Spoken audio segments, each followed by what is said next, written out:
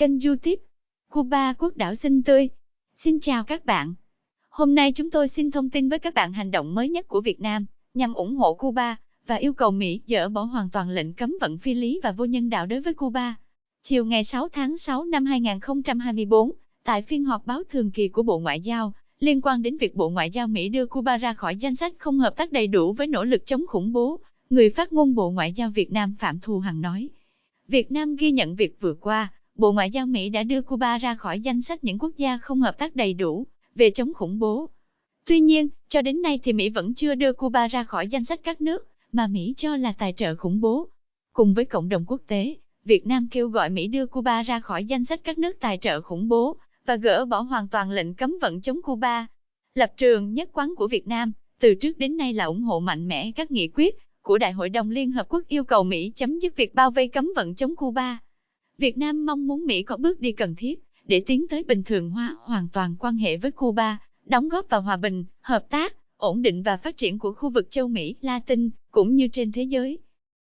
Mỹ cắt quan hệ ngoại giao với Cuba ngày 3 tháng Giêng năm 1961, sau khi cuộc cách mạng Cuba thành công.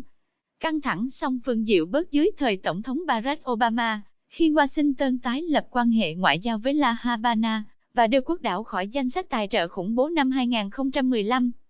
Tuy nhiên, dưới thời chính quyền Tổng thống Donald Trump, Mỹ thắt chặt các hạn chế đối với Cuba.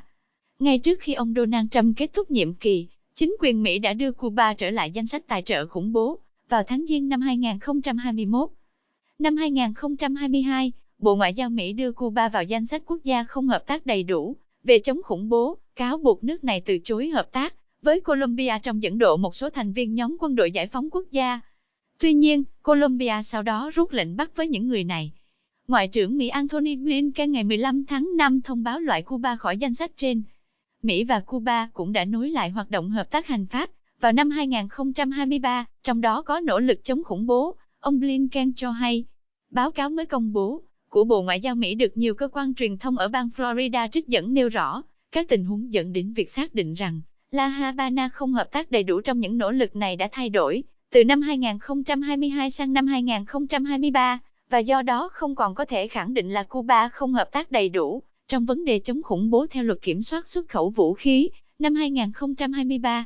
Trong tuyên bố cùng ngày, Bộ Ngoại giao Mỹ nhấn mạnh quyết định đưa các quốc gia vào danh sách tài trợ cho khủng bố hoàn toàn tách biệt với việc chứng nhận một quốc gia không hợp tác đầy đủ trong các nỗ lực chống khủng bố. Theo quy định của luật pháp Mỹ, Washington không thể xuất khẩu hoặc cung cấp các dịch vụ hoặc sản phẩm quốc phòng cho những quốc gia nằm trong danh sách không hợp tác đầy đủ trong các nỗ lực chống khủng bố. Quyết định đưa Cuba ra khỏi danh sách những quốc gia không hợp tác đầy đủ trong các nỗ lực chống khủng bố được đưa ra chỉ vài tuần sau khi đại diện của Mỹ và Cuba có cuộc tiếp xúc tại Washington để thảo luận về nạn buôn người và hợp tác song phương trong lĩnh vực thực thi pháp luật. Một quan chức Bộ Ngoại giao Mỹ khẳng định, việc nối lại các hoạt động hợp tác thực thi pháp luật giữa La Habana và Washington là một trong những lý do khiến quyết định trước đó không còn phù hợp. Cũng trong ngày 15 tháng 5, Ngoại trưởng Cuba Bruno Rodriguez đã hoan nghênh quyết định của chính quyền Tổng thống Joe Biden, song cho rằng bước đi của Mỹ vẫn chưa đủ xa.